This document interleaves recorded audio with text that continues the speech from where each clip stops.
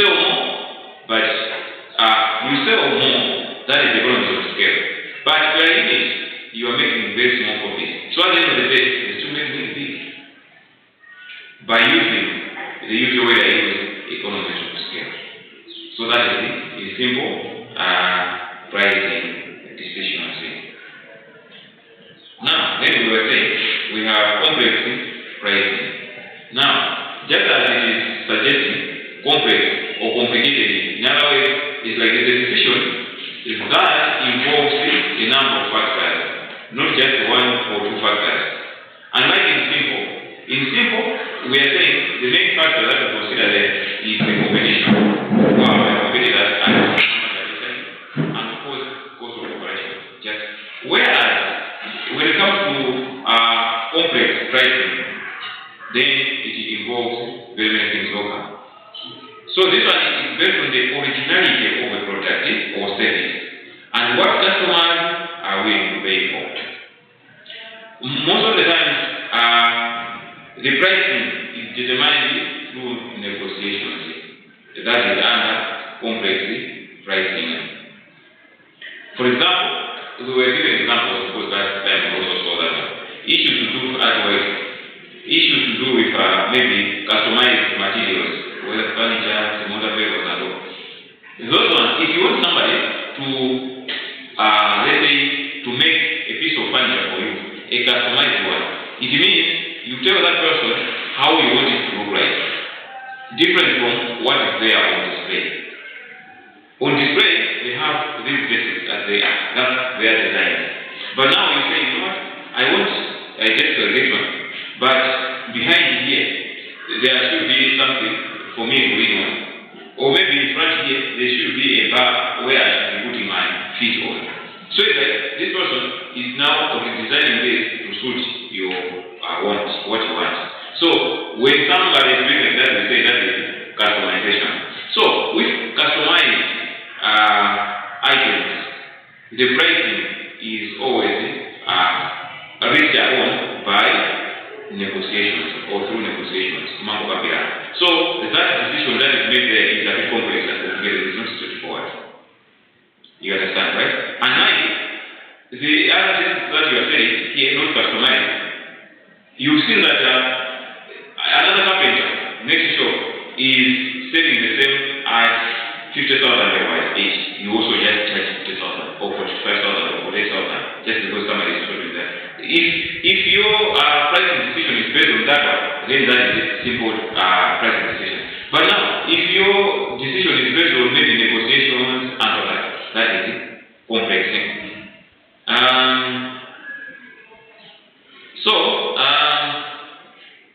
When the pricing strategy is simple complex, you as business people should always understand that customers,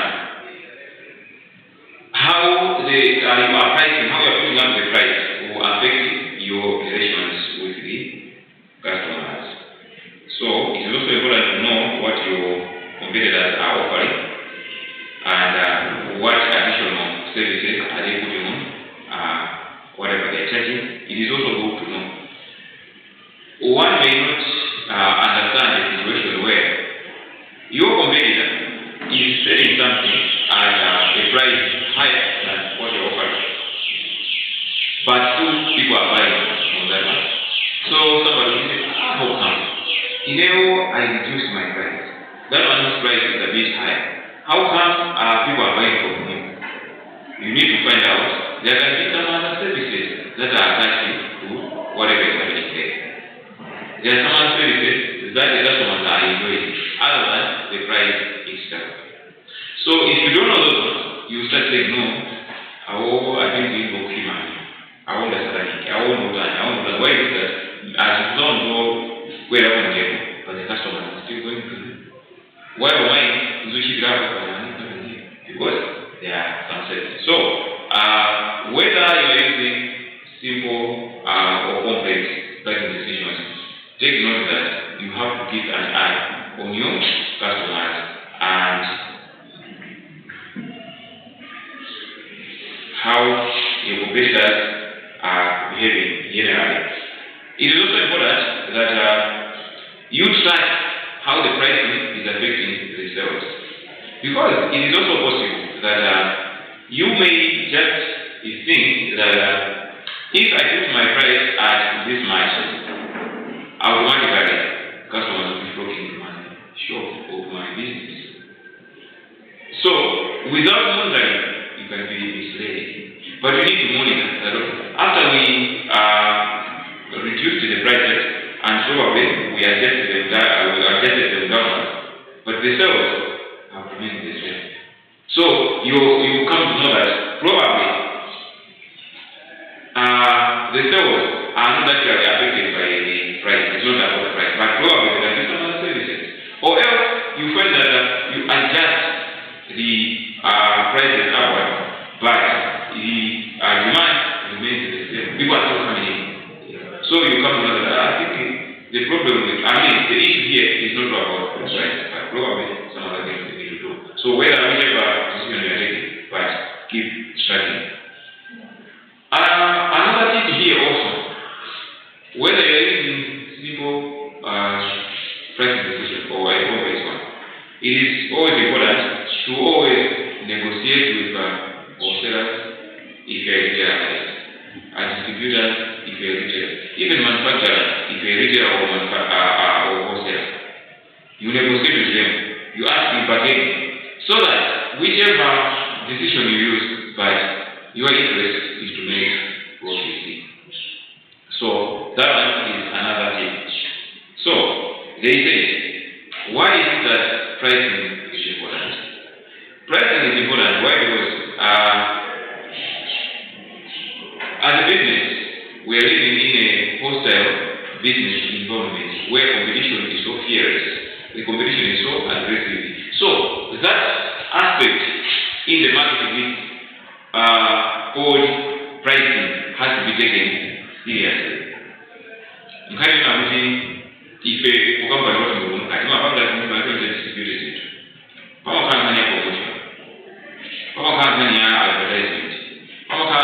whichever function is there. But now the issue of pricing is one of those. Pricing so we are looking that one needs to be taken seriously. Why? Because if you don't take it seriously, your competitors will outmaneuver you and they will keep you and take you out of business.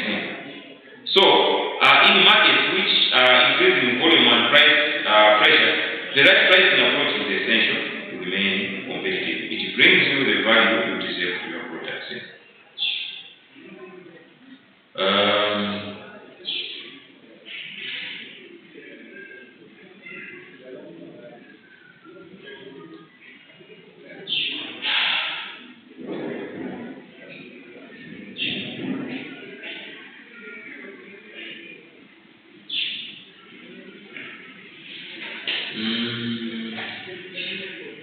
Do you know that the price of something can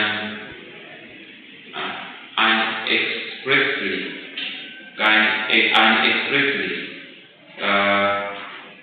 tell you the value of that thing, of that item? The price of a particular item, the price can also tell you the value of that thing without expressing it.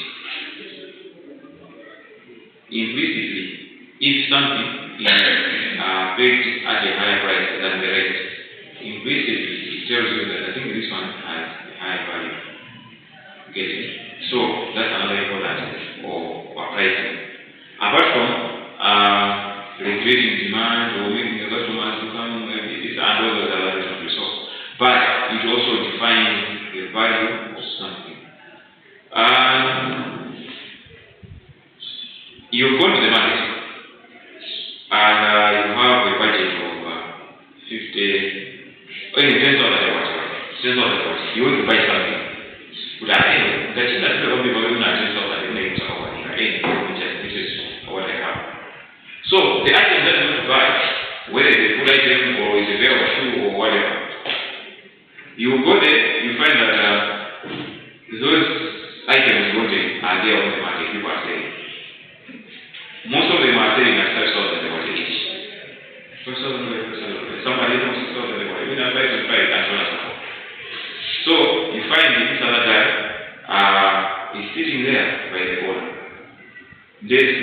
you know what, madam? After you have checked all those ones, I'm also selling the same here. But here I'm selling 9,000 a watch. And the guy is not bothered. He's not making all that noise. The rest are jumping up and down, kicking this and that. Yeah, you know, he says, all those noise that she always makes. But this guy is not making noise. He's just because you are saying, you know, I'm also having the same, but I'm saying myself. Trust me, before you buy all those other ones, you will think twice. You take your hand in your pocket and say, why is this guy selling this at 9,000? And probably you go to him and say, so you know, this person who is 9,000 is for them. I was madam, if your budget was 10,000 you probably would be tempted to buy that because it's still within your budget. But yet you have bought the most expensive one compared to the rest. Why? Because that higher price is telling you something, is convincing you that probably this one has a higher value. And at the same time, it adds value to the name of that you brand. That's another importance of this thing. So, price optimization. Price optimization has an impact on the profits that you make in your organization. Now, when you're saying price optimization, that is, you are increasing the price at the same time you also increasing the value of whatever you are producing. So this can only be achieved if you cut some costs that are involved in this product in question.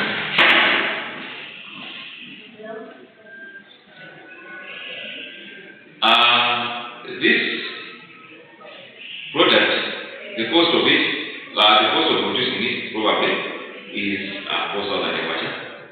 Now you are charging 5,000, it means your profit goes to be 1,000 a watt. Now you can do one thing. You maintain the same price while others are raising the price, but you are cutting on the cost of production. How do you do this? Do you have to reduce the materials that you use in producing this thing, or how do you do it? Now is the situation for us to think. You're being advised that, you know what, and that person, aware, and yes, it was not good. If you want to work, you're going to is aware, now, what we do is to cut the cost of production so that our profits will still increase. Because otherwise, many other than the women are going to aware. I think it's not aware, therefore, how are we going to do it? Just cut the cost of production. Cost of production. Now I'm asking, cutting the cost of production, how are we going to do this? How are we going to navigate this? Do we need to reduce some of the materials that we use in producing this thing, or how should we do it? Think about the cost of production, right?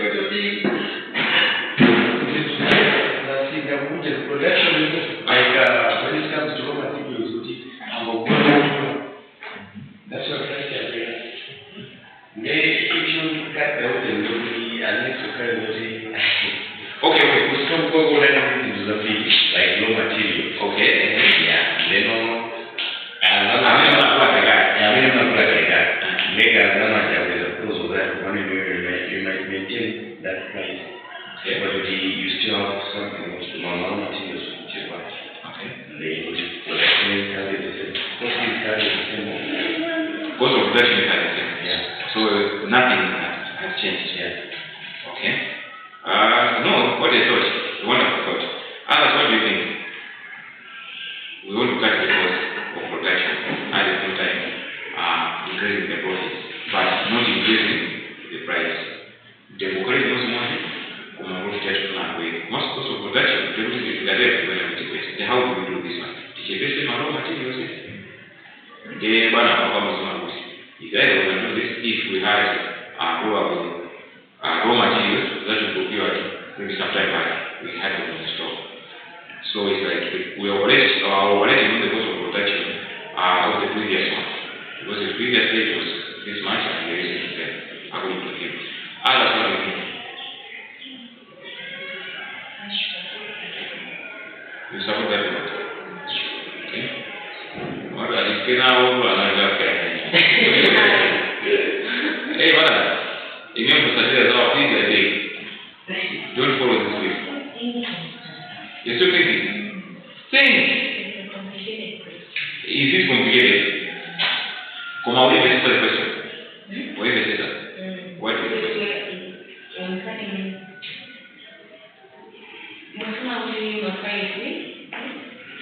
You want to add air production, the other company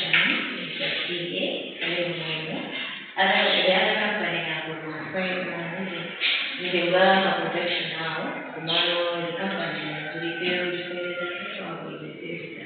it's a very clear.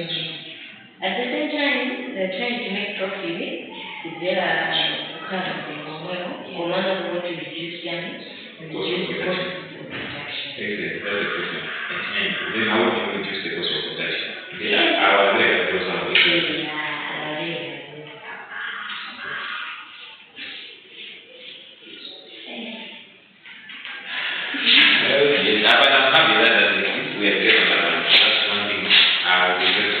okay, let's look at the cost of production here. The cost of production to produce something, it also involves, apart from raw materials, we also have some other supporting services, right? But of course, we have also labor. We have labor costs, right? And yeah, so by reducing the labor costs, don't you think then it's like overall we reduce the cost of production?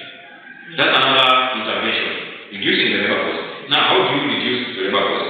You can do this by probably laying off some workers while motivating the rest. So, motivating the rest, that is, in other words, they'll be working overtime. But overtime, then they need to be motivated. They need to be given some incentives or need to be paying overtime allowances, right? But the money, you have to make sure that the money that you are paying this one should not be equivalent to the money that you have been paying to those other guys you paid off. By doing this one, it's like you have reduced the labor cost. By reducing the labor cost in one way or the other, you are kind of reducing the cost of production. But not only that one. How about the employment of technologies? You can employ some technologies so that you reduce the labor cost rather, but of course you also speed up production. Because if you speed up production, the amount of the volume of goods that you are producing probably in a week can be produced within a day or within two. So that you are optimizing the time that was there, the resources that was there, and of course the labor cost by bringing in the latest technologies. So all what we are trying to do here is to make sure that by the time you are finishing producing this item, at least the costs that were involved have been reduced significantly. By doing that, ngati profit yako ni 1,000, chifanya cost of production inali 4,000. Then make up 1,000. This time around, you are still at 5,000 as a price. But since you have reduced the cost of production to 3,500, it means you have increased your profit in how much? In 500 much. So, just amount, profit, maisha, maximize. So, that is price optimization. Okay, so,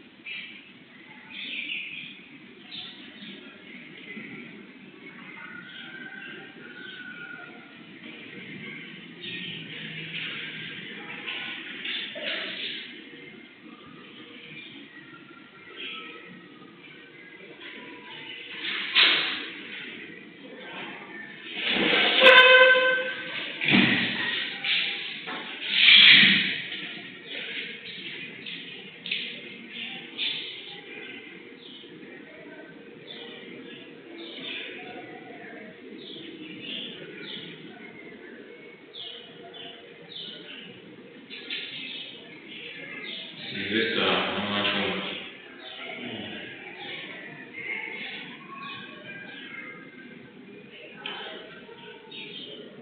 These are big money, wow.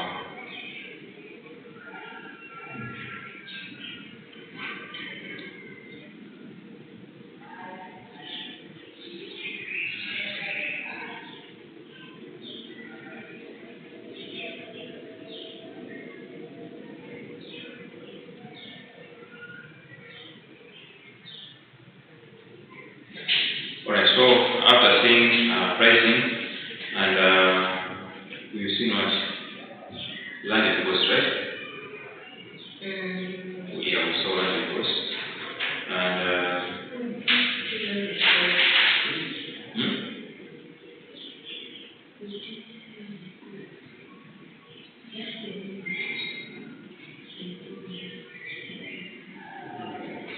what is it?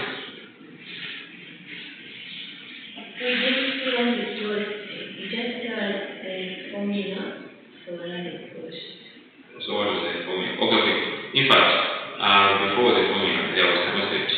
When you say landed cost, what is it? What are landed costs, or what is the landed cost? We believe it's for that one. Before, we wouldn't go straight to the formula.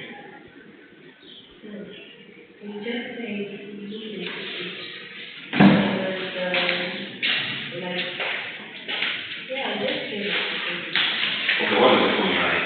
What was the What is the formula like?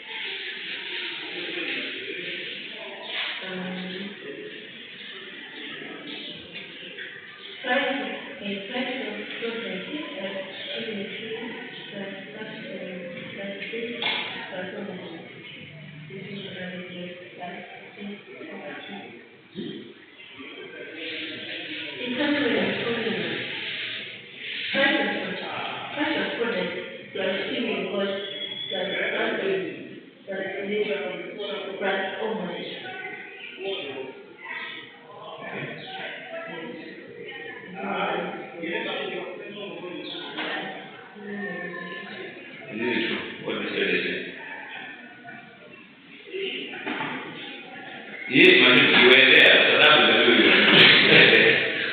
all of us were there. Yes, I was so many things to this one. If you want to know what was going on, would you just talk about those ones because they are now using right plus journey, etc. All I want to do is to say, when you say that because in your understanding, right? What is it? It's total cost inside after delivering the product. So you start to call the expenses before including the price of the product. Now, can you give us a scenario in an example, for example, that okay, assume this is happening this way, and at the end of the day, this is the running cost. Based on your explanation, which is so nice as well, I'm impressed. But give us an example.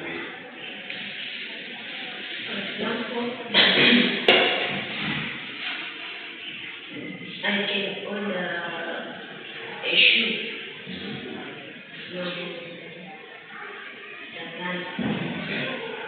So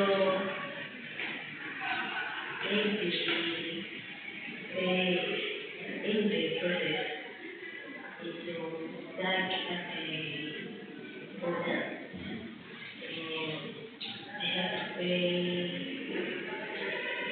storage fee, shipping fee, and also some like damages involved in this. Yes. And after delivering that project, I have to count all the expenses that I have. It's price allocation. So they have that Thank you so much. Very much for your talk. Hey, yes, we can help you. Or in your opinion, what do you think? Based on what you said, or maybe you add your own? No, based on what you said already. So, do I have to say? Yes, so please do. Church, that's why I can't give him time. I just don't believe it. Sì, ma cosa stai venga va? Quello che c'è non io mai finito perché non posso da se chiamavo. Mi è che non è che non ti ha perché tu qui da non so la gara, ma Okay, but what I like to say, when I see that, what I like to first shall explain her past here, whether I'm agreeing with her or not agreeing with her, that's according to when you say that. So probably we are actually giving an example just like that. She said. so access to the stage, you want to option that like this was one increases without a original.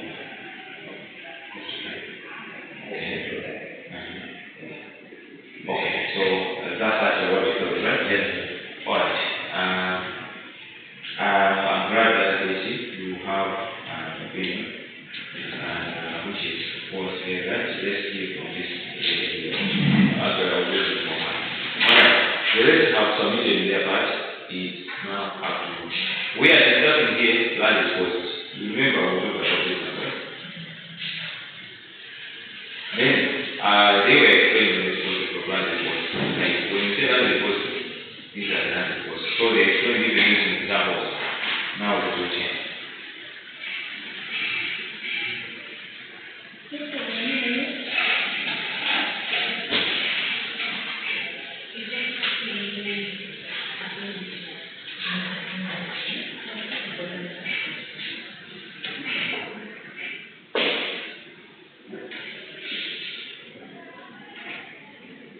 Land disposals. She has landed. That was landed.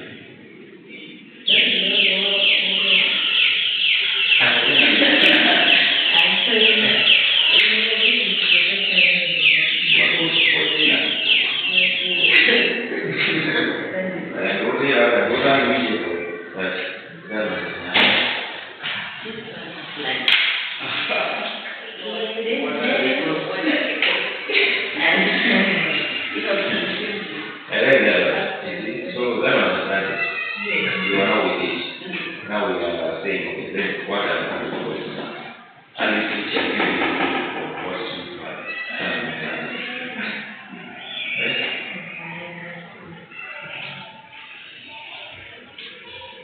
You know, see, the concept of landing.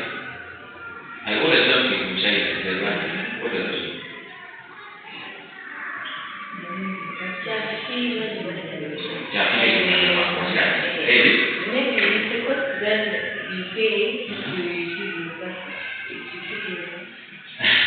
Okay. Right. When I say that, because first of all, when you want to buy something, you are exporting something. You first of all ascertain its price. Or we have to find out what is its price, the selling price of that item. So they will say, oh, you know, this one, we are selling at $1,000 here. Now, but for you to buy it and bring it here, there are a lot of processes you have to pass through. One are the transportation costs involved. Then there are some customs, duties, tariffs, and all those things, and port charges. They are always there, you know. So all those costs, if you put them together, and including the price the selling price, that $1,000 we talked about. Together, the total sum that you're going to pay for that item is now what we call the landed costs. Well, right? That's why, if you check online, like when you go to buy second-hand cars, they'll say, no, this car is $1,000. How many people want this car, right? So, $1,000, so simple. Anyway, now, two weeks from now, we want to use the license to do that thing work for them. Now, as you are walking by the road, you find that those guys who are also selling cars. You find a car exactly the same you've seen online. Now you ask the guy, you may say, how much are you selling this car? They say, no, $1 million, $10 million watch. Now that $10 million watch, maybe if you try to convert it in $2, it is giving you probably $9,000. That's not the exact rate right now as we speak. Now when you say, go to me in the next $1,000, I want to do the next $1,000. Yeah, no problem. I think the business will come. Imagine I'm more than $8,000. That's not it. You will tell them to swallow that stuff. In terms of anything, you will let that $1,000 and be able to buy it. So, what makes those guys, having such prices they're charging? It is because they include the landed costs and of course their own profit. And in those guys they're saying you find that probably the profit is 1 million or less than 1 million. Yet they are selling the car 10 million more. Because the rest is part of the landed costs. Do you know what I'm saying? So, that's what. So I'm wondering that you are saying we never talked about this. We say the landed cost is the sum of expenses with shipping a product, associated with shipping a product. So typically the term refers to costs connected with international shipping, like taxes, fees, tariffs, etc. So, this landed cost is an important calculation to all business owners or business operators. In the area, you know, your international shipping expenses. The area you can plan how to cover them, make profit and maintain competitive pricing. The area, you know all the expenses that are involved in international shipping, the better for you. Because now you plan for your business and how to charge or how to fix the price on the item that you be selling. Do you know that? If you don't know all these ones, you are in for a mess in big trouble. Because it's like you decided just checking online on how those items are being sold elsewhere. You say, the idea of $1,000. $10,000. This is a $1,000 like this. Yes, my people take transport to start here. They will not have $2,000 transport. User can make it for 138. Okay. Now when you go around the village, advertising, the Garumbu, Yamusuna, guys, you know what? You can put it on a garden of the way. More than 108. Oh, really? I'm doing it for an hour. They go on to the I think 3.5 is okay. 3.5 million is okay. It's not very young, but it's not very young. We want $1 million. Minimum,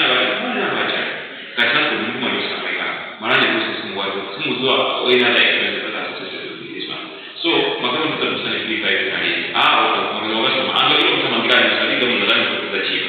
so as it is, I think we must have fun.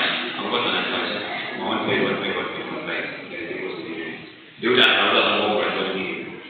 you go there and find that money, even if you don't know what you can still want.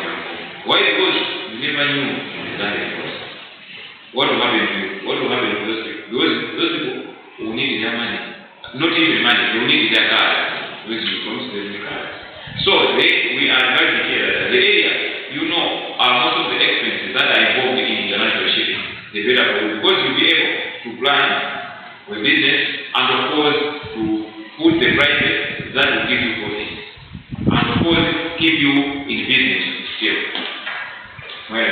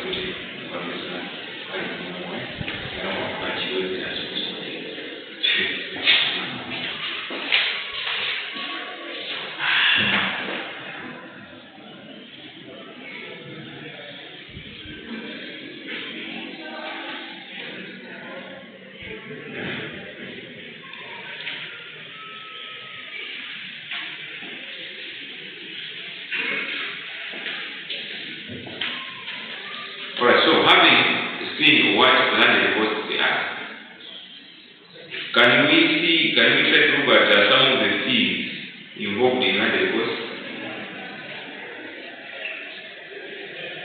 Do you have any examples of some of the fees that are involved in land reports, that are part of the land reports?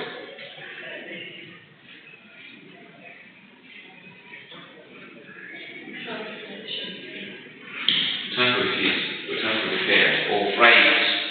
Okay, what else?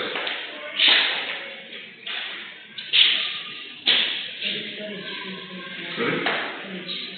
Storage fees, where?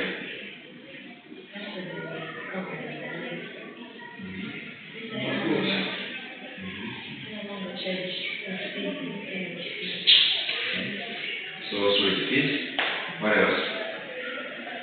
You want to tell me what you're talking about? Duty. Yes, so the duty, the storage cost, somebody said the transportation cost or fare, that whatsoever. What else?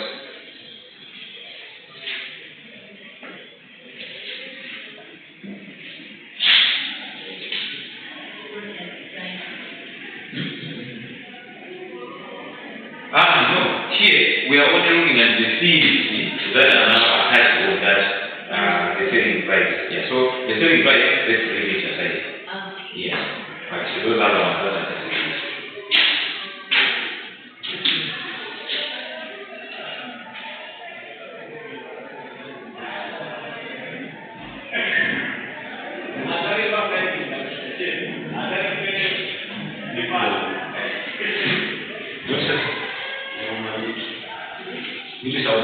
Sim, mas ainda já que eu queria ouvir, como já se fora, primeiro eu lhe vou ver o que é Zina, como ela fala do zona, como ela não vê cada sim, primeiro cada assim quando se fora.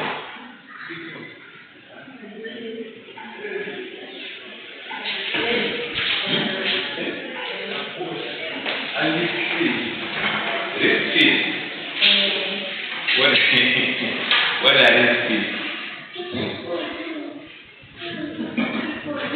Think. Yes. Yeah, man. Think.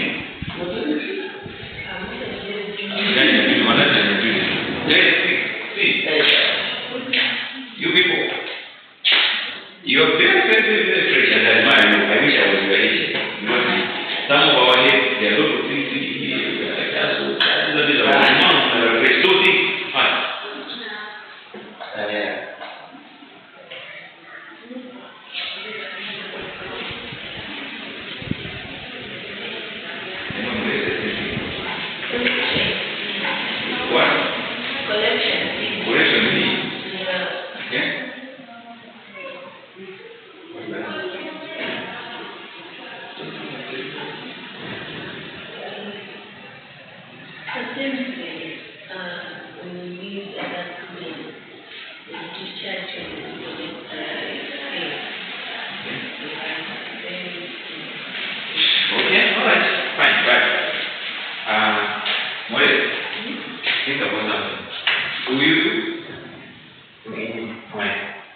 Anapotenda sina yake, kimabega tena ndio now you get to the point. Now she's lost. The work was always done.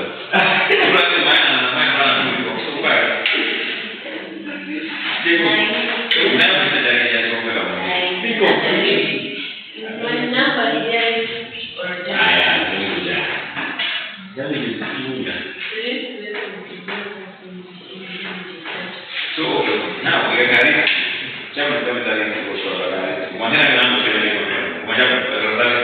so let's see what it is. How to pay that we are.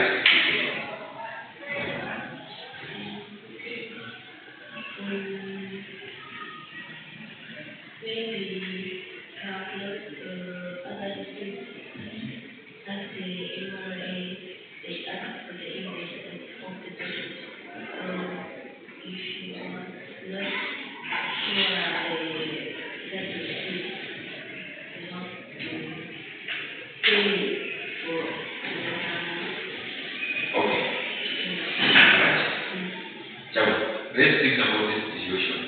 However,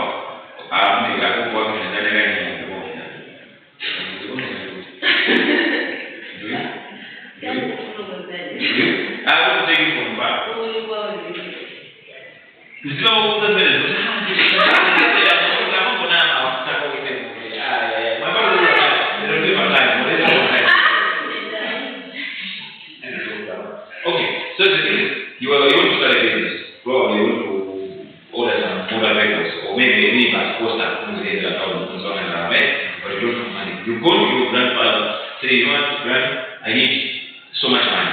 You say, you want to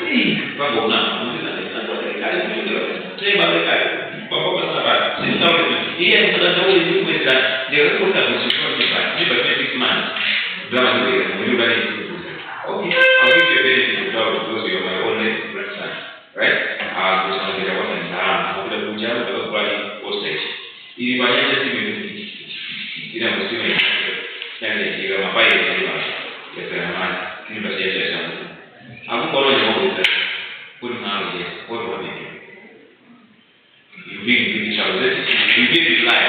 So you still have to find the mechanism of making sure that at least you recover your impact or your motorway. Because what you encounter there is a risk, as you mentioned. But now, for you to come to that risk, what do? You pay insurance. You understand? So I want you just to get there, insurance. So you want to that is when you walk around, you are excited by get money here. Which would have a lot of money. So, insurance part of those fees. The direct the duties of commission part of the cost, and we also have what we call the overhead and infected costs are also part of those. So, putting them together, they say is the running cost. So, the motor vehicle really cost is immediately about that. I don't know the name of this here. Kami dari tahu tinggal di dan kita mau ngomong siapa kalau tinggal di mana Ubama itu dia orang orang yang saya mesti dia nak buat dengan itu sumber utara kalau 1.5 million sehingga sih dua di malu sana ni ni lah uci orang tahu sana ni you want money because what that was the money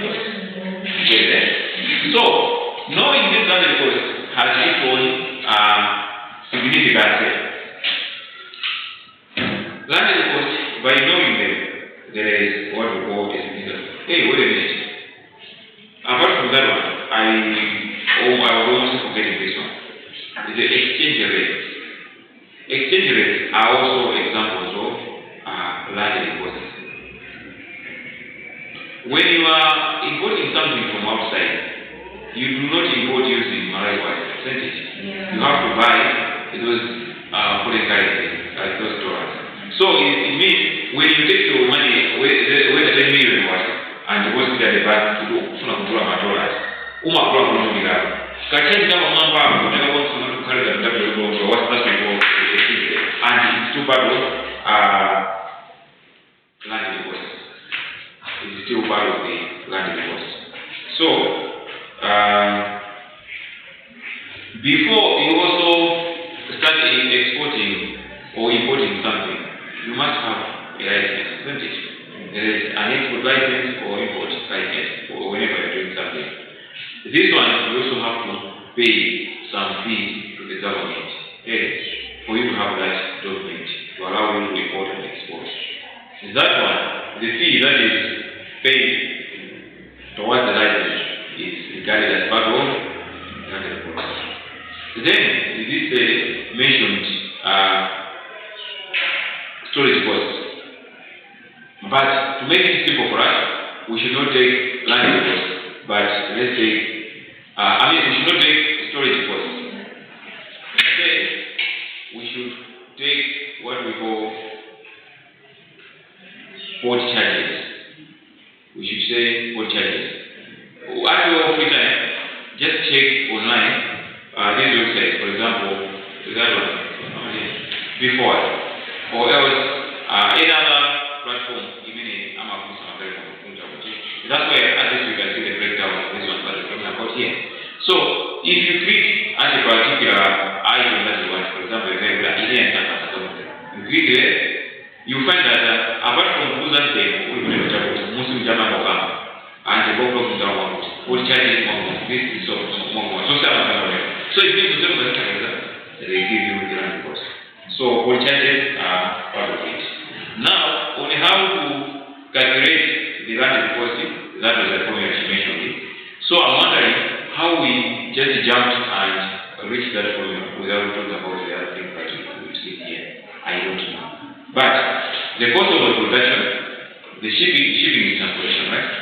Customs, risky is what we call the insurance, and then the overhead. All together, they form this what we call largely costing. Now,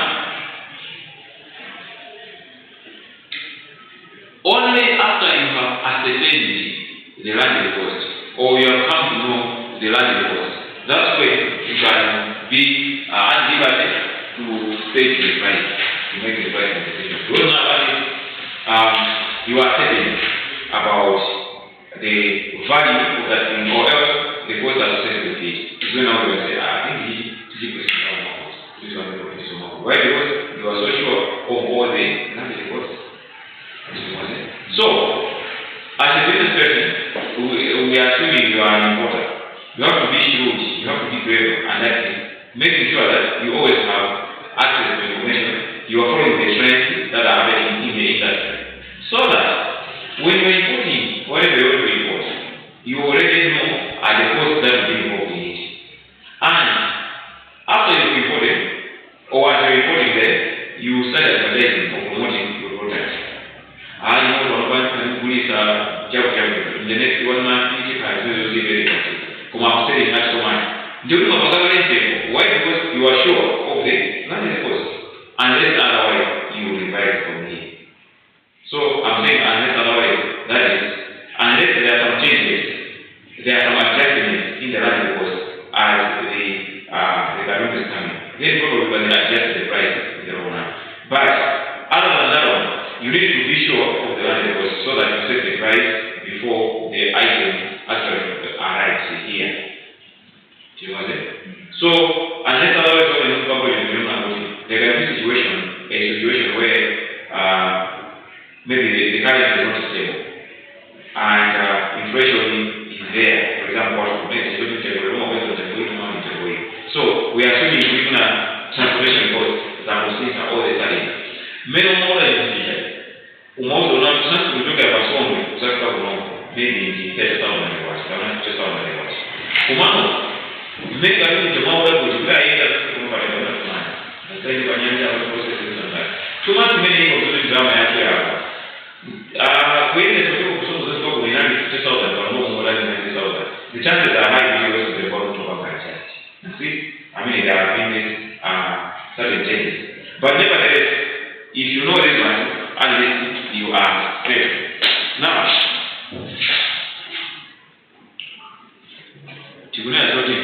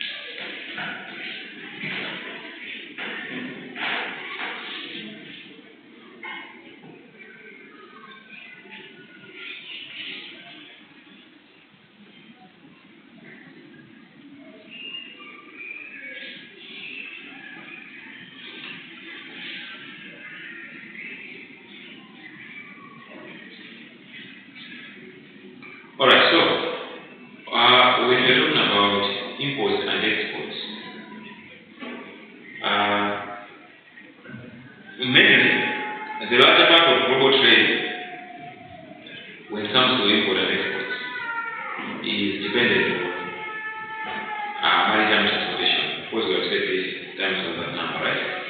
So, that being the case, it is always very, very important that that mode of transportation is always the safest, or else there is at least maximum safety and security. Okay? Because it's the backbone of our livelihoods as a world community. Kuti mwa tuyende timadalia maonda awatengeze mafundisho huwa awatengeze mafundisho huwa and so on and so forth. One of those critical commodities is the fuel. Everybody is singing about that song, fuel this, fuel that. Because it is now one of the commodities that are supporting our livelihoods. So, it is always very important to make sure that there is a safety at sea. Now, there are some common threats that are associated with marine transportation or maritime transportation. Some of the threats, of course, you know them because we've been discussing in some other discussions, issues like piracy, issues like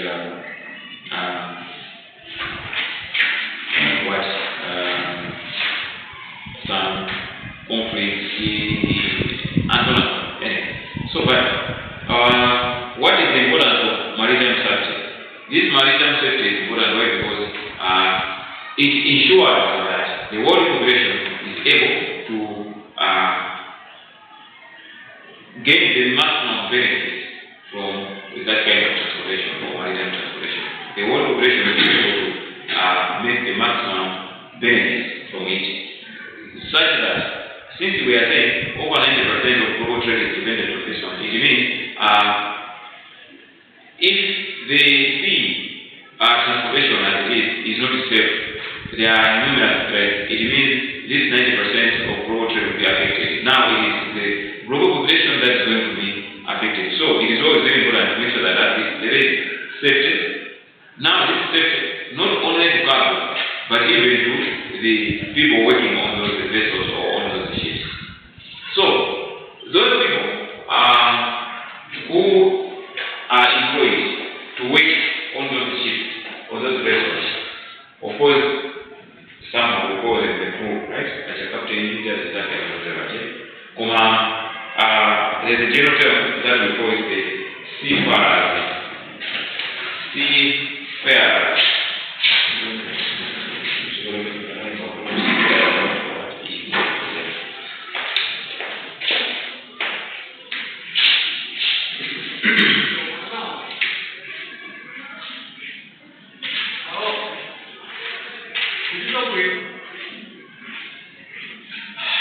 Seafarers. These are people who are employed to work on board. So, on board, whether in cargo vessels and of course in passenger vessels, but mainly in cargo vessels. Then we are saying the security of these people has to be ensured. The safety of these people has to be ensured. There must be maximum safety and security to the cargo and of course these people. So, there are always treaties that are signed to ensure that there is always maritime safety. When you say a treaty, what is a treaty? A treaty, what is a treaty?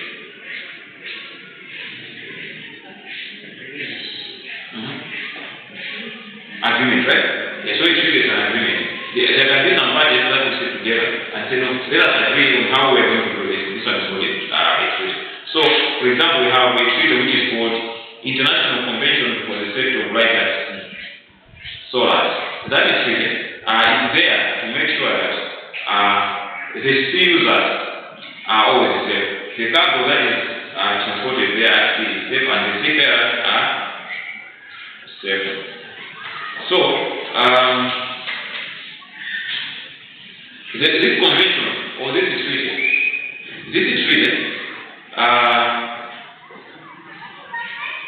specifies the standard for the construction, equipment and operation of ships. The construction of ships must always have some standards to ensure its safety. So,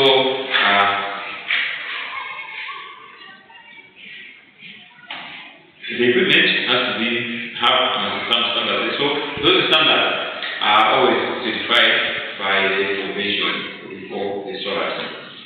The same convention or the same treaty also talks about mandatory security regulations for each ship. And of course, it also talks about the security measures to be taken by seafarers to ensure personal safety on board. Safety equipment that must be carried on each ship for the protection of the personnel is also stipulated in the same treaty. And the same treaty also talks about the personal protective equipment, PPE. Apart from having the PPE, what are examples of PPE? Forget about the what more are PPE? Personal equipment. What are these ones? Life jacket and what else? My helmet, my goggles, my gloves, my gumboots, and so on and so on, right? Okay, so according to that convention, since the reason for that convention is to ensure that there is safety for the seafarers and the cargo, so they also make sure that PPE have to be available. But just having PPE is nothing. But people must also be trained on how to keep themselves safe in terms of, let's say, some risks or some accidents or some attacks. These people should be in a position to protect themselves. So one way this can be done is to train them. So the seafarers have to be trained regularly, reminding them on some of the risks that are likely going to happen there and how best they can defend themselves. I mean, they can protect themselves and keep themselves safe. So that is part of that operation. So